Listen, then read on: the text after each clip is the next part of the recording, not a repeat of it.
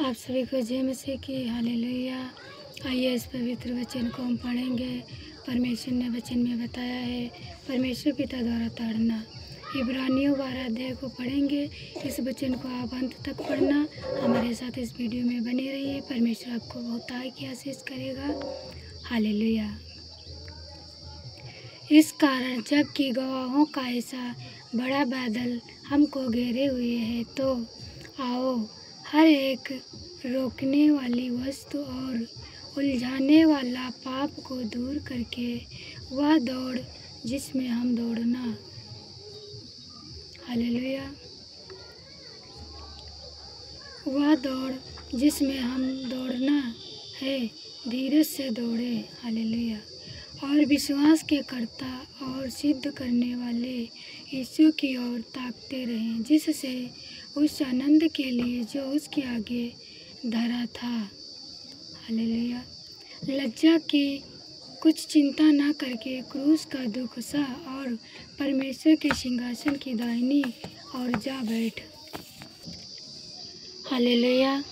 इसीलिए उस पर ध्यान करो जिसने अपने विरोध में पापियों का इतना विरोध सह लिया कि तुम निराश होकर साहस न छोड़ो।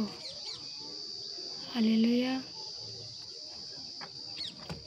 इब्रानियों में परमेश्वर ने वचन में बताया, इसीलिए उस पर ध्यान करो जिसने अपने विरोध में पापियों का इतना विरोध सह लिया कि तुम निराश होकर साहस न छोड़ दो। तुमने पाप से लड़ते हुए उससे ऐसी मुठभेड़ नहीं की कि तुम्हारा लहू बहा हो, और तुम उस उपदेश को जो तुमको पुत्रों के समान दिया जाता है भूल गए हो। हे मेरे पुत्र, प्रभु की ताड़ना को हल्की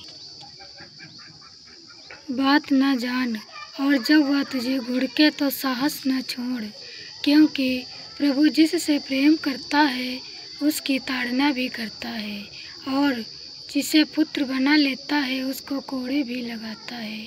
हालेलुया। आइए हालेलुया। परमेश्वर ने हमें वचन में बताया है, जब हमारे जीवन में कोई भी परेशानियाँ या कोई भी दुख आए तो हमें घबराना नहीं है, सांस नहीं तोड़ना है, क्योंकि पर जो कुछ हमारे जीवन में गलत होता है तो हम नहीं जान पाते हम क्या गलत करते हैं, अपनी इच्छाओं से मांगते हैं, पर परमेश्वर हमें जो कुछ देता है वो हमसे भी अच्छा बेस्ट हमारे जीवन में करता है। परमेश्वर हमें देता है तो हमारी जो लालसा, जो हमारी इच्छाएं होती हैं वो कुछ ज़्यादा बढ़ जाती हैं।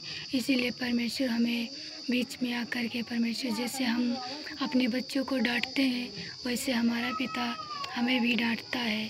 तो हमें उस ताड़ना को कभी भी उसको किसी भी चीज़ का ये मत कुड़कुड़ाना चाहिए कि परमेश्वर ने हमें हमारे जीवन में ये दुख दिए, ये परेशानी दी, क्योंकि परमेश्वर हमें उनसे सीख एक दिलाता है ताकि हम उससे सीखते हैं। हालेलुया।